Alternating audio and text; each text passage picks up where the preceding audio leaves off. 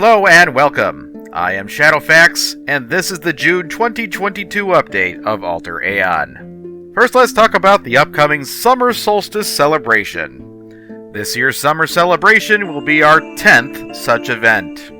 The main quest line will consist of a series of gladiator matches held in the Naginag Arena. This will be a single-player scenario that pits you against enemies that employ radically different tactics. They won't necessarily increase in difficulty as you move up the ranks, but each will have unique attack routines that you'll have to learn how to counter. The final bout will be repeatable, and there will be a contest to see how many times you can defeat the arena champion. There will be prizes for 1st, 2nd, 3rd, and 4th places. We'll also be releasing Starving Rock for this year's event. This scenario is a marathon of killing as many mobs as possible. Unlike years prior, it will be a fully auto-leveling zone instead of a single-player zone, so you'll be able to play with your friends if you wish. It is my intention to start the event on Saturday, June 18th, with Starving Rock opening first, and the arena opening the following Monday, which is now a federal holiday in the United States, so I'll be able to keep an eye on it for the first day and ensure that it runs smoothly. The event will end with the closure of both areas on Monday, July 4th, after the fireworks are over. We'll be holding the Puzzlewood area in reserve for a weekend event later this year, probably around Labor Day. Here's a summary of some recent updates to the game. The Dream Team has released a new island located along the northwest side of the continent of Gianassi. This is a level 43 Group 7 area created in memory of Jahmeir, aka Colonel. Weapons created by the Druid Carve weapon skill now do magical damage, making them effective against ethereal creatures. We fixed a bug that let unscribable spells be chained onto scrolls. Reducing tonics that are much lower level than you should now fail less often. The frequency of archery contests and fishing derbies has been bumped up a little. Costs for tailoring have been refactored. They should generally be cheaper, especially at high levels.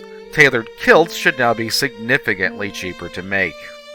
The command Tailor List Fabric should now show fabric effects. Lapidary gems should no longer be created with stats that can't possibly transfer to objects. A related update, the process for moving stats from lapidary gems to lapidary spangles, and from spangles to crafted objects should now be more forgiving. A third option has been added for Tanner, Suede. Equipment made from suede leather tends to be higher quality than normal leather. A third option has been added to Grindstone, Grind.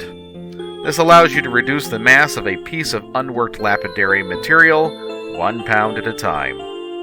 The syntax for grind ore is now crush ore. Weapons of power must be at least mastercraft quality for the sympathetic magic to work.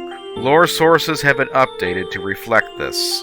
There were changes to how mastercrafts are handled with metallurgy to make it easier to progress in the Smith's Guild. Adding fullers to crafted blades now increases the dam roll with no speed increases. We added better ats for preparing corpses to be raised.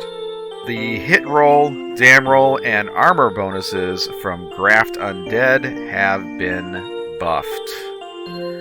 The Mage Enchant Fire, Enchant Ice, and Enchant Lightning skills now have Forge Simple Weapon as a secondary prerequisite. This gives each class except Cleric a Forge-based skill, along with Customized Weapon for Warrior, Graft Undead for Necromancer, Forge Rune for Druid, and Scrap Metal for Thief. There is a new Credit Buy option, Credit Buy Clan Tailor, for adding a tailor shop to your clan area. There have been various updates to lore in preparation for Primordial Chaos, including new library material and changes to mobs and quests around Ralnoth and nearby areas. There's also been a crackdown on uncastable spells on consumables such as potions, scrolls, staves, and wands. This should prevent broken pieces of equipment that cannot be used properly being built altogether.